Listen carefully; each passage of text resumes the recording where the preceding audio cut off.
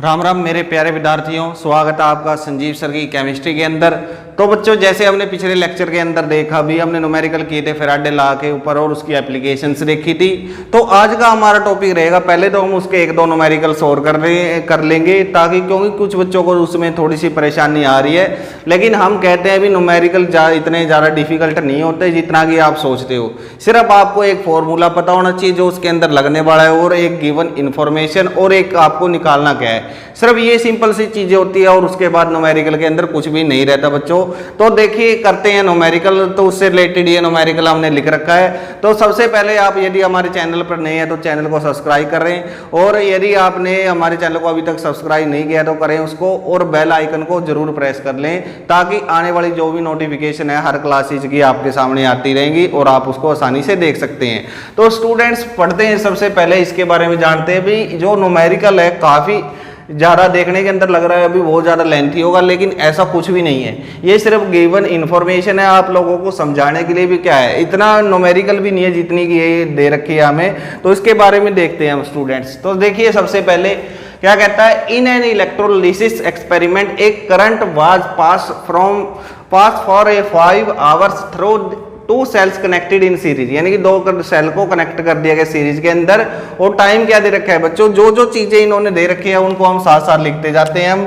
तो आंसर के अंदर हम क्या देखेंगे भी, टाइम है, टाइम दे रखा है कितना, 5 आवर्स। और आपको पता है जब टाइम हमारा आवर्स में, तो हमें क्या करना है, उसको सेकंड के अंदर लेके जाना है। तो 30 से 1 आवर के अंदर 60 मिनट, और 60 मिनट के 1 मिनट के अंदर कितने, 60 सेकंड। तो इस तरह से ये सेकंड के अंदर कन्वर्ट हो जाएगा। उसके बाद हम आगे बढ़ते हैं, और इनको उन्होंने कनेक्ट कर दिया उनको सीरीज के अंदर, यानी कि सेकंड लॉ की बात कर रहा है जब वो कनेक्ट कर रहा है किसके अंदर, सीरीज के अंदर। The first cell contain a cell of gold salt and second cell contains the CuSO4 solution, यानी कि एक के अंदर क्या है, गोल्ड का सॉल्यूशन है। नहीं, एक तरफ हम बात करेंगे Au की, दूसरी तरफ हम बात करेंगे किसकी, कॉपर की। तो उन्होंने आगे क्या किया है, copper 9.85 gram of gold deposit, यानी कि जो W किसका दे रखा है स्टूडेंट्स, W ऑफ Au, यानी कि गोल्ड का दे रखा है हमें कितना, 9.85 grams deposited in the first cell if the oxidation number of gold. अब जो गोल्ड है उसका ऑक्सीडेशन नंबर कितना दे रखा है, 3 दे रखा है। तो जो गिवन इन्फॉर्मेशन हम उनको उतार रहे हैं, साथ साथ में देखेंगे क्या होता है। Find the account of the copper deposited on the cathode, हमें ये बताना है भी कॉपर डिपॉजिट हो रहा है कैथोड के ऊपर कितना हो रहा है। And also calculate the magnitude of the current in ampere, और दूसरा हमने क्या बताना है, करंट बताना है एम्पियर के अंदर। तो बहुत ज़्यादा इजी न्यूमेरिकल स्टूडेंट्स, ज़्यादातर इन्फॉर्मेशन उन्होंने प्रोवाइड कर दी। उसके अलावा हमें इतना ज़्यादा कुछ खास इसके अंदर चाहिए भी नहीं। तो हमें सबसे पहले क्या निकालना होगा स्टूडेंट, सबसे पहले हम निकालते हैं इसके अंदर इक्विवेलेंट वेट निकाल लेते हैं दोनों का, क्योंकि उसकी जरूरत है। क्योंकि जो हमारा फॉर्मूला होता है वो क्या चीज़ है, फॉर्मूला लिख देता हूँ मैं एक बार, उसको कैलकुलेट करेंगे। तो होता है क्या, जो सेकंड लॉ के अकॉर्डिंग है, मास ऑफ। अब मास ऑफ किसका लिखना चाहेंगे, आपकी मर्जी है। यदि आप ऊपर गोल्ड लेना चाहते हैं तो गोल्ड ले सकते हैं, कॉपर लेना चाहते हैं तो कॉपर ले सकते हैं। तो mass of gold deposited bye में क्या हो जाएगा, मास ऑफ किसका, मास ऑफ कॉपर डिपॉजिटेड किसके बराबर था स्टूडेंट्स, आप सभी को बताइए, जो हमारा इक्विवेलेंट वेट है उसके बराबर होता है। तो किसके बराबर है, इक्विवेलेंट वेट क्या हो, इक्विवेलेंट मास ऑफ किसका, इक्विवेलेंट मास ऑफ गोल्ड। क्योंकि जो आपने इस साइड लिया है Au लिया तो उधर Au आएगा, और यदि आपने नीचे क्या लिया है, कॉपर लिया तो नीचे कॉपर आएगा। और जो सेल कितने मर्जी हो सकते हैं, तो फॉर्मूला उनका इसी तरह से हम लिखेंगे। तो ये चीज़ थी स्टूडेंट्स। अब इसके अंदर आपको क्या क्या पता है, यानी कि WAU आपको ये चीज़ पता है, आपको इक्विवेलेंट मास, और ये आप लोगों ने निकालने हैं। लगभग इनकी इन्फॉर्मेशन यहाँ तो आपके एग्जाम के अंदर एटॉमिक मास दे दिए जाते हैं जो कॉम्प्लेक्स है, नहीं तो आप लोगों को याद होने चाहिए। तो देखिए भी मैं क्या करता हूँ इसके अंदर, जो मैं सबसे पहले निकालता हूँ इक्विवेलेंट मास ऑफ किसका, कॉपर का। तो क्या होगा, इक्विवेलेंट मास ऑफ कॉपर। अब इसका फॉर्मूला क्या था अभी स्टूडेंट्स, अभी आपको याद हो तो मोलर मास बाय में हम क्या कहते थे, वैलेंसी, एसिडिटी, बेसिसिटी, या फिर ऑक्सीडेशन नंबर भी हम यहाँ पर लिख सकते हैं। तो आप लोगों को पता होगा जो CuSO4 होता है, तो उसके अंदर जो कॉपर है वो किस फॉर्म के अंदर होता है, Cu2 पॉजिटिव की फॉर्म के अंदर होता है। तो इसका मतलब इस टाइम के अंदर इसकी वैलेंसी कितनी हो जाएगी, 2 हो जाएगी। तो यहाँ पर जो इसका मोलिकुलर मास या एटॉमिक मास की बात करूँ वो कितना होता है 63.5 होता है, और बाय डिवाइड बाय 2। तो यहाँ पर हमें इक्विवेलेंट मास किसका मिल गया, यानी कि यहाँ पर हमें कॉपर का मिल जाता है। फिर उसके बाद हम बात करते हैं किसकी, उसके बाद हम बात करेंगे गोल्ड की। तो गोल्ड के अंदर क्या होगा स्टूडेंट्स, तो गोल्ड का इन्होंने सबसे पहले तो क्या इन्फॉर्मेशन दी थी, उन्होंने दे रखा है भी जो क्या है ए जो 3 पॉजिटिव है वो उन्होंने शो कर रखा है, यानी कि ऑक्सीडेशन नंबर शो कर रखा है। तो हमें बस क्या करना पता होना चाहिए इक्विवेलेंट मास ऑफ किसका AU। तो कैसे निकालेंगे, मोलिकुलर मास या एटॉमिक मास बाय में क्या हो जाएगा वैलेंसी। तो वही फॉर्मूले रहते हैं हमारे, और ये पुराने फॉर्मूले हम पहले पढ़ भी चुके हैं सेकंड चैप्टर के अंदर। यदि आपने सेकंड चैप्टर नहीं देखा तो आपको आई बटन से शो हो रहा होगा, वहाँ पर जाके आप हमारी प्लेलिस्ट पे जाके सारा कुछ देख सकते हैं। तो इसका होता है मोलर मास कितना बच्चों 197, और डिवाइड बाई क्या हो जाता है 3 होगा। तो ये हमारे पास क्या आ गया इक्विवेलेंट मास आ गए। तो हमें निकालना क्या था, तो उन्होंने पूछा क्या था, मास फाइंड काउंट दी किसका, copper deposited on cathode in second cell. यानी कि 2 सेल लिए थे, एक सेल ये था और दूसरा सेल ये था, इन दोनों को आपस में क्या कर दिया गया था, कनेक्ट कर दिया गया था सीरीज के अंदर, और इस तरह से इनके अंदर फिर इलेक्ट्रिसिटी पास की गई थी स्टूडेंट्स। तो ये चीज़ था हमारा, एक AU वाला था, एक CU वाला था। तो फैराडे का सेकंड लॉ क्या कहता था भी, जितना जो हम क्या करेंगे इलेक्ट्रिसिटी या मास डिपॉजिट होगा तो उसके इक्विवेलेंट मास के बराबर होगा जो दूसरा सेल होगा हमारा। तो वही चीज़ है, हम इसकी वैल्यू पुट करते हैं, उसके बाद आंसर निकाल लेते हैं। तो AU कितना दे रखा है स्टूडेंट्स, ये दे रखा है 9.85, डिवाइड बाय में क्या, ये हमें निकालना ही है, WCU हमें निकालना है। और ये इक्विवेलेंट मास कितना आया है हमारा किसका, गोल्ड का, तो आया 197 बाय में 3, जबकि जो इसका है डिवाइडेड बाय आ जाता है तो वो कितना आ जाएगा, उल्ट के आ जाएगा, यानी 2 बाय में 63.5। और जब इसकी क्रॉस मल्टीप्लाई करते हैं तो ओवरऑल इक्वेशन के अंदर जो W हमारा क्या आएगा, जो WCU है वो हमारा निकल के आएगा कितना बच्चों, इसकी जब आप कैलकुलेशन करोगे तो आएगा 4.7625 ग्राम। यानी कि ये हमारे पास आ गया क्या, weight of copper deposited on cathode. यानी बहुत ज़्यादा इजी न्यूमेरिकल है, कुछ भी ज़्यादा इसके अंदर डिफिकल्टी नहीं है, आप लोगों को आसानी से समझ में आ रहा होगा भी हमने क्या किया है और कैसे आया है। तो ये सारी चीज़ आपको यहाँ से पता लग गई है अभी ये कैसे किया था। सबसे पहले आपको पढ़ना है, उसके बाद हम आगे एक और इसका स्टेप है जो सेकंड स्टेप है उसको प्रोसीड करेंगे। लेकिन इस न्यूमेरिकल के अंदर ऐसा कुछ भी नहीं था जिसके बारे में आपको ना पता हो। तो देखिए भी क्या कहा था उन्होंने, कहा था भी इलेक्ट्रोलिसिस का एक्सपेरिमेंट है, 5 घंटे तक चला वो। तो उसके अंदर 2 सेल कनेक्ट किए थे सीरीज के अंदर, एक गोल्ड का था, दूसरा हमारा कॉपर सल्फेट का था। उन्होंने गोल्ड का तो क्या दे दिया, जो मास डिपॉजिट हुआ था वो दे दिया कैथोड के ऊपर, ऑक्सीडेशन नंबर बता दिया, एटॉमिक मॉलिक्यूलर इक्विवेलेंट वेट हमें निकालना पड़ेगा। और उसके अलावा उन्होंने पूछा था भी एक तो कैथोड का निकालिए, दूसरा उन्होंने करंट पूछा था। तो सबसे पहले हम क्या करें, हमने क्या किया, जो हमारा सेकंड लॉ के अकॉर्डिंग हमने वो फॉर्मूला लगाया, फॉर्मूले के अकॉर्डिंग हमने जो जो वैल्यू हमारी यहाँ पर पुट की, पुट करने के बाद हमारे पास ये आ गया। अब हम सेकंड प्रोसीजर पे चलते हैं। इसके अंदर तो मुझे लगता है अभी कोई भी ज़्यादा इतनी डिफिकल्टी आने वाली नहीं है आप लोगों को। तो जो हमारा क्या होगा, जो नेक्स्ट फॉर्मूला है उसको लिए हमें क्या चाहिए, करंट चाहिएगा, यानी करंट निकालना है। तो हमारा एक और फॉर्मूला पढ़ा था हमने, तो वो फॉर्मूला क्या था, जो जेड वाला था हमारा, क्या था वो आप लोगों के सामने लिखेंगे हम।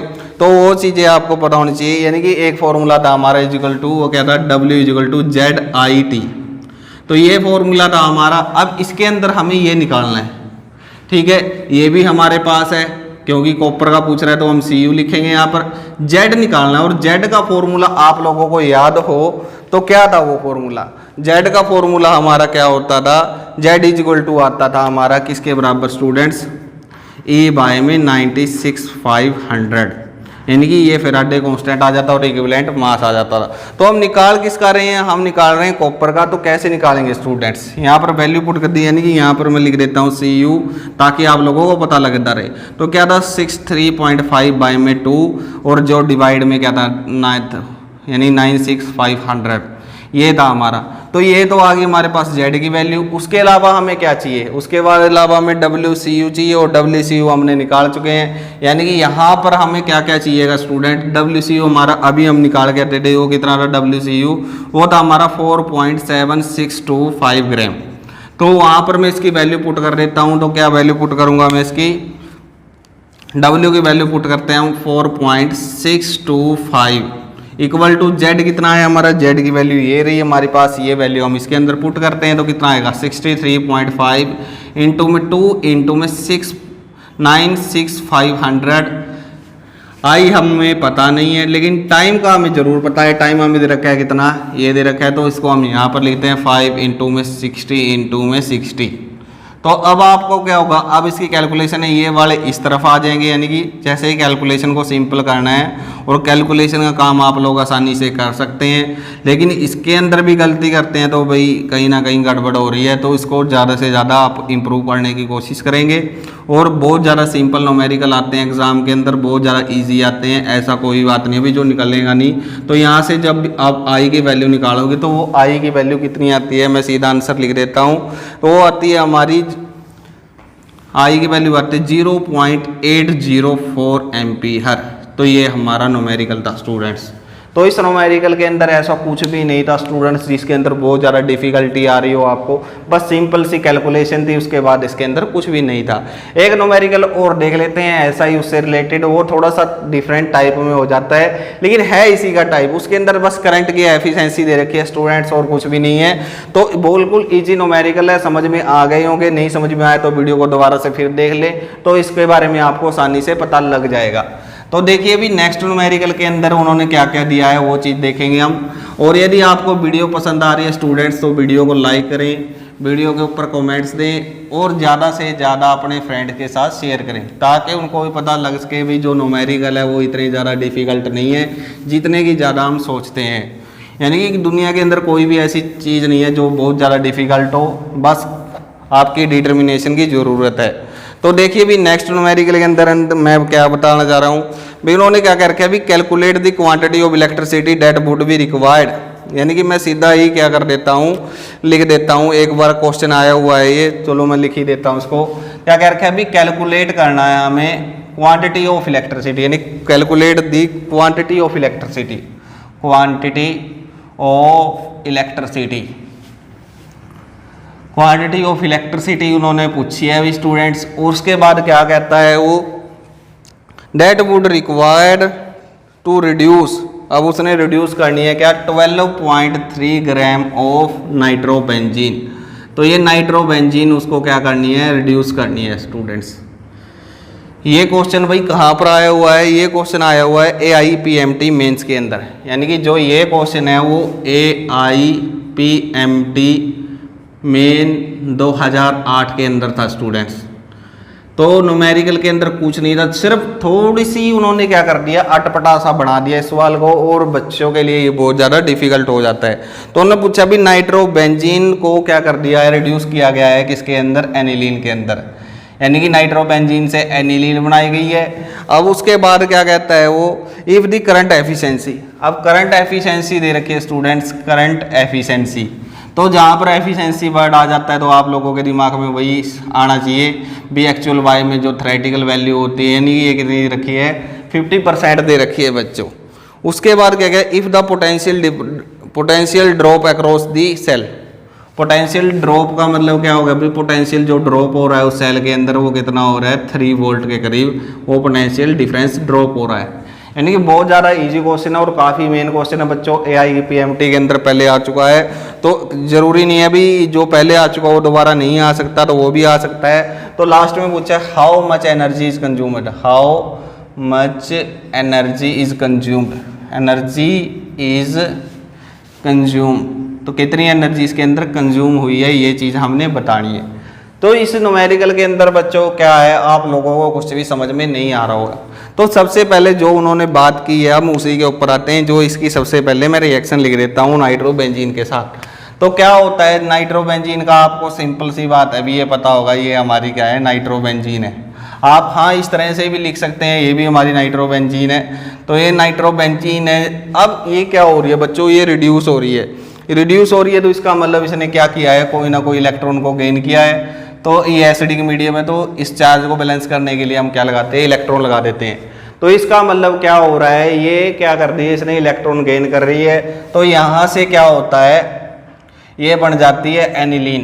तो इसने रिड्यूस होकर क्या बना दिया, इसने बना दिया एनिलीन की फॉर्मेशन होगी और साथ में वाटर हमारा निकलता है। तो मेन बात क्या है बच्चों, यहाँ से जो क्या होता है नाइट्रोजन हमारा N3 negative form N3 positive से N3 नेगेटिव की तरफ जा रहा है, मतलब 6 इलेक्ट्रॉन गेन करके वो क्या हो रहा है इस फॉर्म के अंदर जा रहा है जो नाइट्रोजन है। तो इसी के ऊपर है, मतलब 6 इलेक्ट्रॉन का ट्रांसफर हो रहा है, तो जो वैलेंसी आएगी वो भी हमारी कितनी आएगी, वो भी 6 ही आएगी। तो ये चीज़ सबसे पहले आप लोगों ने रिएक्शन समझनी है। उसके बाद हमने क्या करना है, इसके इक्विवेलेंट वेट निकाल लेते हैं। इक्विवेलेंट वेट किसका निकालेंगे आप, तो इक्विवेलेंट वेट ऑफ हम निकालते हैं नाइट्रोबेंजीन का। तो कैसे, अभी सबसे पहले तो उन्होंने दे रखा है भी कितना है, जो ये वेट दे रखा है तो ये भी दे रखा है हमें। तो हम सबसे पहले निकालते हैं इक्विवेलेंट वेट। इक्विवेलेंट वेट निकालने के लिए क्या होगा, m बाई में जो वैलेंसी होती है।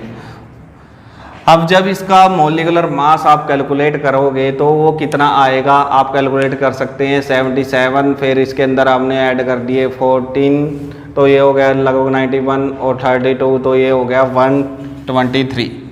123 डिवाइड बाय में कितने इलेक्ट्रॉनों का ट्रांसफर हो रहा है, क्योंकि एक ही नाइट्रोजन है, 6 इलेक्ट्रॉन जा रहे हैं तो 6 आ जाएगा, तो ये हमारा इक्विवेलेंट मास आ गया।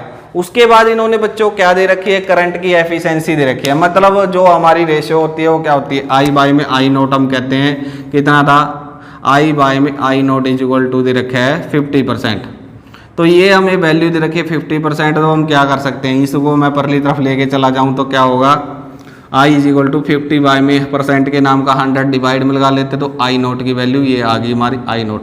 तो आई की वैल्यू ये आ जाती है हमारे पास। उसके बाद क्या होगा स्टूडेंट्स, जो W का फॉर्मूला है हमारा, W का क्या फॉर्मूला था, E बाय में क्या आ जाएगा अपना A इंटू में आई टी बाय में 96,500, ये हमारा फॉर्मूला था। आप लोगों को पता ही है इस फॉर्मूले के बारे में।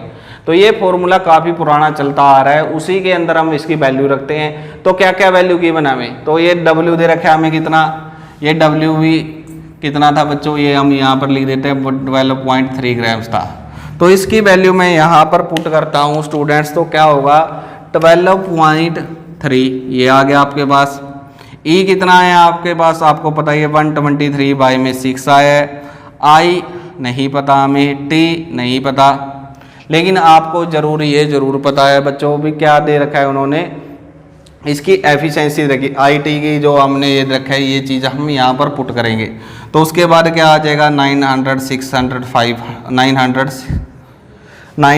इंटू में 500 आ गया हमारा। तो इसके अंदर हमने क्या करेंगे, कैलकुलेट करने के बाद जो I इंटू में T की वैल्यू जो कैलकुलेट करते हैं स्टूडेंट्स, वो कितनी आती है, वो आती है 105,800 कूलम। तो ये चीज़ है। और इसके अंदर करंट की वैल्यू और रखेंगे स्टूडेंट 5 बाई में 100, तो कितना हो जाएगा इंटू में आई नोट। तो ये भी मैं रख देता हूँ यहाँ पर, तो क्या होगा 5 इंटू में 100 इंटू में आई नोट, यानी ये करंट की वैल्यू आ गई। तो आई इंटू में टी आपको कितना मिलेगा, जब भी आप इनको कैंसिल करोगे ये इस तरफ जाएगा, ये डिवाइड के अंदर आ जाएंगे, एक दूसरे कैंसिल आउट होने के बाद जो हमारे पास क्या आता है आई इंटू में टी, यानी कि आई इंटू में टी क्या होता है बच्चों, कूलाम होता है, यानी कि चार्ज होता है। और चार्ज हमारे पास कितना आ चुका है, इतना हमारे पास चार्ज आ चुका है जब आपने कैलकुलेट किया इसको। तो उसके बाद तो कुछ भी नहीं है। उसके बाद इन्होंने पूछा एनर्जी ड्रॉप, तो एनर्जी ड्रॉप का क्या लिखोगे आप, एनर्जी ड्रॉप को हम बता देते हैं भी एनर्जी किसी भी प्रकार की है। तो एक एनर्जी का फॉर्मूला था हमारा, यदि आपने पढ़ा हो, जो पोटेंशियल डिफरेंस पढ़ते थे हम, वो क्या होता था W अपॉन में क्या होता था, ठीक है। लेकिन इस टाइम हमें एनर्जी चाहिए, तो W को इस तरफ ले आए तो क्या हो जाता है V इंटू में क्या हो जाता है। तो एनर्जी वर्क और एनर्जी सेम होते हैं, तो W इंटू में क्या हो, और V की वैल्यू हमें कितनी गिवन है, तो ये उन्होंने ले रखा था भी पोटेंशियल ड्रॉप कितना है 3 है। तो 3 इंटू में क्या आ गया स्टूडेंट्स, 3 इंटू में ये जितना दे रखा है 11,5800, इसकी जब मल्टीप्लाई करते हैं तो कितना आएगा, वही हमारा आंसर आ जाता है। तो हमारा आंसर कितना आएगा स्टूडेंट्स, ये आता है हमारा 34740 जूल। किलो जूल बनाना है तो 1000 से डिवाइड कर दीजिए, तो कितना आ जाएगा, यदि किलो जूल के अंदर बात करना चाहें तो आप, ये आ जाएगा हमारा इतना किलो जूल। तो ये हमारा सिंपल सा न्यूमेरिकल था स्टूडेंट्स। एक बार मैं फिर बता देता हूँ हमने किया क्या है इसके अंदर और करना क्या था। इतना आसान क्वेश्चन है कि आप लोगों को बस इसको थोड़ा सा समझना था भी किस प्रकार से हम इसको करना चाहते हैं। बस आपका मेथड अप्लाई कीजिए, उसके बाद इस न्यूमेरिकल के अंदर कुछ भी नहीं है। तो क्या कह रखा है अभी, calculate the quantity of electricity, हमने क्वांटिटी ऑफ इलेक्ट्रिसिटी बतानी है। इतने ग्राम जो क्या है हमारा, इतने ग्राम नाइट्रोबेंजीन एनिलीन के अंदर रिड्यूस हो रहा है, तो हमने उसके लिए वो रिएक्शन लिख दी थी। करंट एफिशिएंसी दे रखी थी, तो हमने करंट एफिशिएंसी को इसके रूप में इस्तेमाल किया। पोटेंशियल कितना दे रखा है, 3 वोल्ट दे रखा है, ड्रॉप था जो। हाउ मच एनर्जी, एनर्जी पूछी थी, जो हमें सबसे पहले इक्विवेलेंट वेट निकाला, तो जब इसका इक्विवेलेंट वेट निकालोगे तो ये आएगा अपने, ये हमें गिवन था, ये भी गिवन है और ये भी हमें गिवन था। तो यहाँ पर हमें कोई ज़्यादा उसके बारे में डिस्कस नहीं करना था, तो हमने सिंपल सा फॉर्मूला लगाया, ए की वैल्यू पुट की, आई और टी हमें पता नहीं था, लेकिन आई ये वाला था तो इसको हमने आई नोट में लिख दिया, तो ये हमारे पास आई नोट इंटू में टी आएगा, ये आई नोट टी वाला आएगा। तो ये आई नोट इंटू में टी की वैल्यू कितनी आई हमारे पास, इतनी आई, जो कि क्या होता है, क्या होता है हमारा आई इंटू में टी होता है। क्योंकि आपने करंट के बारे में पढ़ा होगा, करंट क्या होता है, charge flow per unit time is known as current. तो यहाँ से क्या की वैल्यू आ गई, उसके अंदर हमने एनर्जी का फॉर्मूला आपको पता ही है, वी इंटू में क्या होता है उसकी वैल्यू पुट की, तो ये हमारे पास आंसर आ जाता है। तो काफ़ी इजी न्यूमेरिकल थे स्टूडेंट्स, तो आप लोग मानते हैं भी, मान के चलते हैं भी आप लोग सब कर लेंगे इसको, तो बहुत ज़्यादा आसान क्वेश्चन है। उसके बाद हम आते हैं कंडक्टर के ऊपर। अब आप लोगों को पता है भी कंडक्टर क्या होते हैं, तो आप कहेंगे भी जो जिसके अंदर से आसानी से करंट पास हो जाता है उसको हम करंट बोलते हैं, ओ कंडक्टर बोलते हैं। फिर मैं पूछूंगा भी कंडक्टर कितने टाइप्स के होते हैं, तो कंडक्टर आपको लिटिल बिट आपको शायद पता भी हो और क्या पता ना भी पता हो। तो हम आज पढ़ेंगे टाइप्स ऑफ कंडक्टर पढ़ेंगे, जो हमारा मेन टॉपिक भी है, थंबनेल के अंदर हमने दिखाया भी आपको। तो क्या है बच्चों, हम बात कर रहे हैं किसकी, कंडक्टर की। तो कंडक्टर हमारे 2 टाइप के हैं। सबसे पहले तो मैं बताना चाहूँगा भी कंडक्टर होते क्या हैं। तो एक लाइन के अंदर आप लिख सकते हैं which pass through the current easily through them, यानी कि जिनके अंदर से करंट आसानी से पास हो जाता है उन्हें हम क्या बोलते हैं, उन्हें हमें कंडक्टर बोलते हैं। इंसुलेटर या डाई इलेक्ट्रिक किसको बोलते हैं, इंसुलेटर, या फिर हम बोले डाई इलेक्ट्रिक, और लिख देता हूं मैं यहाँ पर, और die electric.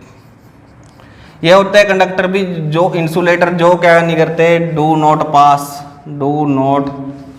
Pass the current through them, जिनके अंदर से करंट पास ना हो उनको हम क्या बोलते हैं, उनको हम बोलते हैं बच्चों इंसुलेटर। और जो क्या करते हैं विच इन्वॉल्व या which pass the current through them, which pass the current through them. तो ये डेफिनेशन आप 4th 5th क्लास से पढ़ना स्टार्ट करते हैं, पास दी करंट थ्रू देम। तो ये डेफिनेशन तो आप 5th या 6th क्लास से पास करना स्टार्ट कर देते हैं। थ्रू देम उसको हम क्या बोलते हैं, कंडक्टर, और ये क्या आते हैं, इंसुलेटर या dielectric. Dielectric word आप लोगों के लिए नया होगा, फिर आगे बात करेंगे, या पिछली क्लास के अंदर आपने डाई इलेक्ट्रिक कांस्टेंट वगैरह के बारे में भी देखा होगा। तो मेरा मेन मोटिव रहेगा भी हमने बताना है भी कंडक्टर कितने टाइप्स के होते हैं। तो कंडक्टर 2 टाइप के होते हैं बच्चों, एक को तो हम बोलते हैं क्या, एक को तो हम बोलते हैं आयनिक कंडक्टर, ठीक है, और एक को हम बोलते हैं क्या, मेटेलिक कंडक्टर, यानी कि इलेक्ट्रॉनिक, यानी दोनों के दोनों मैं नाम लिख देता हूँ, फिर उसके बारे में हम डिफरेंस भी देखेंगे, इनके बीच में भी एक दूसरे के बीच में क्या क्या डिफरेंस होते हैं। तो काफ़ी इंटरेस्टिंग टॉपिक है स्टूडेंट्स आज का, और काफ़ी आसान भी है, आप लोगों ने ये सारे के सारे किए हुए हैं। तो एक है हमारा कौन सा बच्चों, उसको बोलते हैं मेटेलिक कंडक्टर, यानी फर्स्ट टाइप हमारी मेटेलिक कंडक्टर, या फिर इसको एक और नाम दिया जाता है, दूसरा नाम है इसका क्या, इसको बोलते हैं हम इलेक्ट्रॉनिक कंडक्टर, इलेक्ट्रॉनिक कंडक्टर, यानी कि दोनों का दोनों सेम चीज है। दूसरा है हमारा बच्चों, डिफरेंस भी देखेंगे इसके बारे में। सेकंड है इलेक्ट्रोलिटिक या आयनिक कंडक्टर,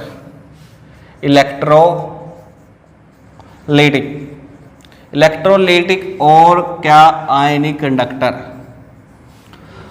आयनिक कंडक्टर। तो नाम से ही आप लोगों को कुछ ना कुछ इसके बारे में पता लग रहा होगा भी आयनिक कंडक्टर या इलेक्ट्रोलिटिक कंडक्टर। तो बच्चों यहाँ से आपको पता लग रहा है भी मेटल के अंदर क्या होते हैं, मेटल के अंदर इलेक्ट्रॉन होते हैं। तो ऐसे कंडक्टर जिनके अंदर करंट किसके कारण हो, इलेक्ट्रॉन्स के कारण हो, उसको तो हम बोलते हैं क्या, मेटेलिक कंडक्टर या इलेक्ट्रॉनिक, इलेक्ट्रॉन का आ रहा है तो साथ में यहाँ से भी समझ सकते हैं भी इलेक्ट्रॉन के कारण जो क्या करते हैं करंट पास करते हैं, या उसको हम बोलते हैं कौन सा इलेक्ट्रॉनिक कंडक्टर या मेटेलिक कंडक्टर। इलेक्ट्रोलिटिक या आयंस, यानी कि जो आयंस के फ्लो के कारण जो क्या क्रिएट हो, करंट क्रिएट हो, उसको हम बोलते हैं क्या, इलेक्ट्रोलिटिक या आयनिक करंट। तो सिंपल सा वर्ड है, सिंपल सी भाषा है इसके अंदर, इसमें कोई ज़्यादा डिफिकल्टी नहीं है। तो मैं लिख देता हूँ the current through which, the current through which, यानी कि डेफिनेशन लिख देते हैं एक आप लोगों के लिए ताकि आप याद कर सकें। दी current through which,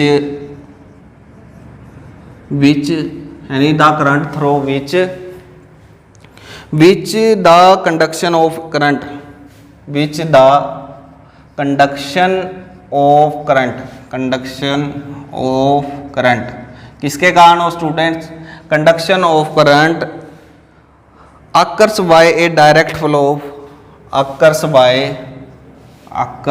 bye direct flow of electron, flow of electrons, उसको हम क्या बोलेंगे, उसको बोलेंगे हम इलेक्ट्रॉनिक कंडक्टर, यानी कि फ्लो ऑफ इलेक्ट्रॉन्स। तो ऐसे कंडक्टर क्या होते हैं स्टूडेंट्स, उसको हम बोलते हैं क्या, मेटेलिक कंडक्टर। और ये सारे के सारे हमारे आपको पता है इलेक्ट्रॉनिक कंडक्टर। एग्जाम्पल क्या होंगे इसके, एग्जाम्पल तो आप आसानी से लिख सकते हैं, iron, aluminium, copper, silver, gold. तो ये सारे के सारे हमारे क्या हैं स्टूडेंट्स, सारे के सारे एग्जाम्पल है हमारे मेटेलिक या इलेक्ट्रॉनिक कंडक्टर के ऊपर। दूसरी ये बात है भी इनके अंदर क्या है, एलॉयज भी इसी के अंदर आती है, भी इनके अंदर कोई केमिकल चेंज नहीं आ रहा। अब आपने आयरन या आपने कॉपर की वायर ली, तो कॉपर की वायर के अंदर जब करंट पास किया था उसके अंदर कोई चेंज आया, जैसे ही करंट पास होने के बाद वो वैसे ही वैसे रहते, जब अंदर भी पास करे तो भी उसका नेचर वो का वैसे का वैसा रहता है। लेकिन जो थोड़ा सा हमारा यानी डिफरेंट हो जाता है वो आयनिक है। तो इसके अंदर हम लिखते हैं भी the current in which conductor, the conductor in which, the conductor in which cations and anion, cation और एनायन, यानी कि क्या कह रहे हैं बच्चों हम, the conductors in which cations and anions act as current carrier, anions act as current carrier, उसको हम क्या बोलते हैं, कैरियर्स, कैटायंस आएगा इधर, कैरियर्स इज नोन एज, उसको हम क्या बोलेंगे, इलेक्ट्रोलाइटिक या आयनिक कंडक्टर बोलेंगे। समझ में आ रहा होगा बच्चों। तो ये चीज़ थी इसके अंदर। और इसका एग्जाम्पल क्या क्या होता है, अब इसका एग्जाम्पल आपने देखे ही होंगे, साल्ट हो गए जो मेल्ट वो यानी मोल्टन स्टेट के अंदर होते हैं या वाटर के अंदर डिजोल्व है, एसिड हो गए हमारे, बेस हो गए, ये जो हमारे एग्जाम्पल है, ये किसके एग्जाम्पल है, इलेक्ट्रोलाइटिक या फिर आयनिक कंडक्टर का एग्जाम्पल है। क्योंकि ये आयंस के अंदर डिसोसिएट हो जाते हैं और उन्हीं के मूवमेंट के कारण जो करंट प्रोड्यूस होता है उसी को हम क्या बोलते हैं, इलेक्ट्रोलाइटिक कंडक्टर या फिर आयनिक कंडक्टर। तो इनके बीच में दो चार डिफरेंस मैं बता देता हूँ। तो पहले के बीच में हम क्या कहेंगे बच्चों, यदि आप एक लाइन लगा लेंगे, उस लाइन के अंदर कोडिंग लिखेंगे भी जो करंट कैरीज, अब इसके अंदर वो किसके कारण हो रहा है, इलेक्ट्रॉन्स के कारण हो रहा है, तो इसके कारण किस कारण हो रहा है, आयंस के कारण हो रहा है। दूसरी हम बात करेंगे किसकी, the conductor do not involve chemical change, इनके अंदर कोई केमिकल चेंज नहीं होगा, जबकि इसके अंदर केमिकल चेंज हो रहा है स्टूडेंट्स। फिर ये कहते हैं भी इसके अंदर ट्रांसफर ऑफ मैटर, अब आपने आयरन लिया, आयरन कंडक्टर है तो वैसे का वैसा रहता है, लेकिन इसके अंदर क्या हो जाता है, जो मैटर है उसका ट्रांसफर हो जाता है एक फॉर्म से दूसरी फॉर्म के अंदर, यानी एक जगह से दूसरी जगह पर मैटर चली जाती है हमारी। दूसरा है भी resistance of this conductor increase with temperature, यानी कि इनके अंदर इंक्रीज करते हैं ना जब हम टेम्परेचर, तो रेजिस्टेंस इंक्रीज हो जाता है, जबकि इनके अंदर ऐसा कुछ भी नहीं होता, डिक्रीज होता है इंक्रीज इन टेम्परेचर के अंदर, क्योंकि ये डिसोसिएट ज़्यादा होंगे तो करंट ज़्यादा बढ़ेगा, जबकि इनके अंदर डिसोसिएशन ऐसा कुछ नहीं होता, जबकि उनके अंदर हिंड्रेंस हो जाती है, तो इस कारण से वो नहीं होता। तो ये फैराडे लॉ को ओबे नहीं करते, जबकि ये फैराडे लॉ को ओबे करते, क्योंकि हमने इसके अंदर इलेक्ट्रोलाइट्स के अंदर पढ़ा है फैराडे लॉ, इसके अंदर नहीं पढ़ा है कोई भी चीज़। तो ये हमारा क्या करते हैं, क्योंकि हमने जब सारा का सारा लिया है वो सॉल्यूशन की फॉर्म के अंदर ले रहे थे, मतलब उसको डिजॉल्व्ड फॉर्म के अंदर ले रहे थे, ऐसा कोई भी नहीं था भी सॉलिड था जो क्या कर रहा है, फैराडे लॉ को बता रहा था। तो ये चीज़ थी हमारी। तो नेक्स्ट है हमारा सिर्फ वो भी कुछ ही है और बहुत ज़्यादा आसान है। 10th क्लास के अंदर आप पढ़ के आ चुके हैं, लेकिन उसमें कोई भी उसको रिवाइज करा देते हैं और तो कुछ ज़्यादा डिफ़िकल्ट चीज़ है नहीं है उसके अंदर। बस आज तो हमारा यही रहेगा, भी रेजिस्टेंस और रेजिस्टिविटी के बारे में बताएंगे, और नेक्स्ट लेक्चर के अंदर हम बात करेंगे कंडक्टिविटीज़ के बारे में, और कंडक्टिविटी को डिटेल में पढ़ेंगे और टाइप ऑफ कंडक्टेंस भी पढ़ेंगे उसके अंदर। तो नेक्स्ट टॉपिक है मेरा कौन सा, रेजिस्टेंस। तो रेजिस्टेंस का मतलब क्या होता है बच्चों? वैसे तो आपने 10th के अंदर पढ़ा है, तो हम सिंपल वर्ड के अंदर बात करें, वैसे तो हिंदी के अंदर इसको बोलते हैं प्रतिरोध। क्या बोलते हैं स्टूडेंट्स? प्रतिरोध। यानी क्या करें भी, जैसे आप यहाँ पर खड़े हैं, आप एक रूम के अंदर खड़े हैं, तो यदि दरवाज़ा खुला है तो आप आसानी से बाहर निकल जाएंगे, लेकिन यदि किसी ने दरवाज़ा बैठ दिया तो क्या हो गया, वहाँ पर रिस्ट्रिक्शन आ गई, यानी कि वहाँ पर आपको फ्लो होना था ना, जो वो फ्लो आपका नहीं होगा, आपको बाहर जाना तो आप बाहर नहीं जा पाएंगे। तो उसी को हम क्या बोलते हैं, रेजिस्टेंस बोलते हैं। रेजिस्टेंस का मतलब मैं सिंपल वर्ड की बात करूँ तो इसका मतलब होता है रुकावट। यानी कि ये थोड़ा सा वर्ड आपको लगेगा, लेकिन रुकावट तो आपको आसानी से समझ में आएगा।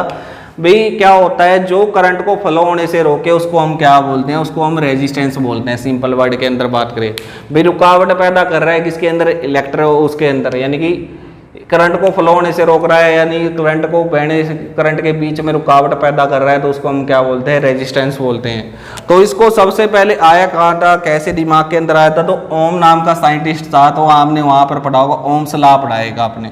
ओम्स लॉ क्या कहता था, जो पोटेंशियल डिफरेंस है हमारा वो डायरेक्टली प्रोपोर्शनल होता था किसके, करंट के। ये चीज़ आपने रीड की है, यानी कि हम क्या करते थे, V is directly proportional to I। और जब इस साइन को हम हटाते हैं तो आपको पता था एक कांस्टेंट आता है, तो उस कांस्टेंट को नाम दिया गया था किसका, रेजिस्टेंस का। अब हम पहले ये कहते थे भी जितना ज़्यादा ये होगा उतना ज़्यादा हमारा ये बढ़ता जाता है, लेकिन साथ में क्या एक चीज़ आती है, वो नई चीज़ आई थी, रेजिस्टेंस। तो रेजिस्टेंस क्या होता है, डेफिनेशन तो आपको पता है भी, जो रिस्ट्रिक्शन अप्लाई होती है किसके बीच में, जो क्या होते हैं, रिस्ट्रिक्शन अप्लाई होती है हमारी करंट के बीच में, उसको हम क्या बोलते हैं, रेजिस्टेंस बोलते हैं। तो ये हमारा रेजिस्टेंस था। इसकी यूनिट क्या थी, क्योंकि ओम नाम के साइंटिस्ट ने इसको डिस्कवर किया था, तो इसकी यूनिट भी क्या आ गई थी, यूनिट ऑफ आर क्या थी, वो आई थी हमारी ओहम। तो ओहम ऐसे था, और एक क्या होता है, ये इसका सिंबल होता है स्टूडेंट, इस तरह से। तो ये काफ़ी आसान है, भी कुछ भी इसके अंदर नहीं है, या आपने 10th क्लास के अंदर बहुत ज़्यादा डिटेल के अंदर पढ़ा था, फिर फिजिक्स के अंदर भी आप कर रहे होंगे, और पिछली क्लास के अंदर भी आया होगा, तो बहुत ज़्यादा इजी है, कुछ भी नहीं है। भी क्या होता है, जो ओम लॉ था उसके अकॉर्डिंग ये आ गया, लेकिन आगे वाली चीज़ समझने वाली है। अब क्या होता है, जो ओम लॉ के अंदर हमने रेजिस्टेंस तो फाइंड कर लिया, फिर हमने रेजिस्टेंस को देखा भी ये किस किस फैक्टर के ऊपर डिपेंड करता है। ये भी आपका 3 मार्क्स का क्वेश्चन आता है 10th के अंदर, भी बट फैक्टर विच डिपेंड, वो यानी कि रेजिस्टेंस डिपेंड। तो हम कहते थे भी जितना ज़्यादा हमारा क्या होता है, जो आर है हमारा वो क्या है। अब रेजिस्टेंस कब ज़्यादा होता था, यानी कि जितनी ज़्यादा तार हमारी क्या होगी, जितनी ज़्यादा उसकी लेंथ होगी, यानी कि R is resistance is directly proportional to the length of the conductor. जितना लंबा आप क्या लोगे, जितना लंबा आप रेजिस्टेंस यानी कि तो कोई वायर लोगे, कंडक्टर, तो उतनी ज़्यादा उसके अंदर रेजिस्टेंस मिलेगी। एक चीज़ तो ये कह रहा था। दूसरा हमारा आता था क्या, R is inversely proportional to, यानी कि रेजिस्टेंस हमारा यूनिवर्सली प्रोपोर्शनल होता था किसके, एरिया के। मतलब जितनी आप मोटी तार लोगे, जितना ज़्यादा कोई भी कंडक्टर क्या होगा, मोटा होगा, एरिया क्रॉस सेक्शन ही जिसको बोलते हैं एरिया क्रॉस सेक्शन, ये जितनी ज़्यादा क्या होगी, मोटी होगी, उतना हमारे पास क्या होगा, रेजिस्टेंस कम होगा। और जितनी ज़्यादा ये वायर कोई भी लंबी होगी उसके अंदर रेजिस्टेंस उतनी ज़्यादा होगी।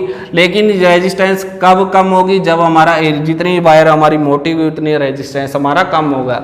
और इन दोनों इक्वेशन को जब हमने क्या कर दिया गया, इनको मिलाया तो क्या आया हमारे पास, R is equal to directly proportional to L Y में ए।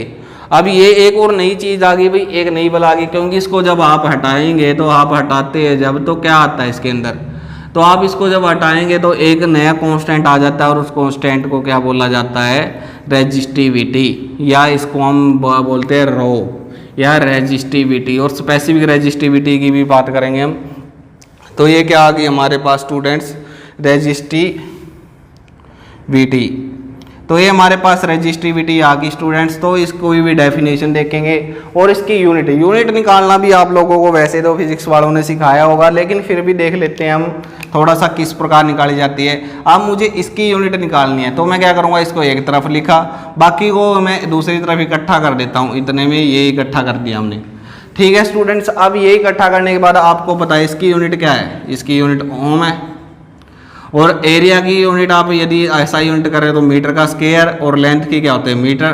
तो इससे ये कैंसिल हो जाएगा, तो क्या आ जाएगी हमारी यूनिट आ जाएगी ओम मीटर या ओम सेंटीमीटर, जो भी आप जिसके अंदर लेना चाहें तो वो इसकी यूनिट आ जाती है। तो ये चीज़ है। उसके बाद में हम क्या करेंगे भी, अब स्पेसिफिक क्या हो जाता है, स्पेसिफिक रेजिस्टिविटी, ये तो रेजिस्टिविटी है। स्पेसिफिक कब कहते हैं हम इसको, स्पेसिफिक वर्ड इस्तेमाल किया जाता है। स्पेसिफिक का मतलब वैसे स्पेसिफाई का मतलब होता है विशेष, और रेजिस्टिविटी, तो स्पेसिफिक रेजिस्टिविटी हम कब कहेंगे भी, जब मैंने क्या कर दिया, एरिया तो मैंने क्या कर दिया 1 मीटर स्क्वायर ले लिया या सेंटीमीटर का स्क्वायर, और जो लेंथ है मैंने वो क्या ले ली 1 मीटर या 1 सेंटीमीटर ले ली। तो उस टाइम क्या हो जाता है, अब यहाँ पर देखिए इस फॉर्मूले के अंदर हम क्या करेंगे, L की वैल्यू 1 पुट करी, R की वैल्यू 1, उसकी A की वैल्यू 1 पुट करी, तो ये क्या आ जाएगा, ये 1 हो गए, ये 1 हो गया, तो रो के बराबर आ गया। तो इसी को हम क्या बोलते हैं अभी, रेजिस्टिविटी हमारे रेजिस्टेंस के इक्वल आ जाते हैं जब आप मीटर, जो एरिया 1 मीटर स्क्वायर या सेंटीमीटर का स्क्वायर लेते हैं, लेंथ को 1 मीटर या 1 सेंटीमीटर का स्क्वायर लेते हैं, तो ये हमारा किसके बराबर आ जाता है, जो रेजिस्टेंस के बराबर आ जाता है, और इसी को हम बोलते हैं स्पेसिफिक कंडक्टिविटी।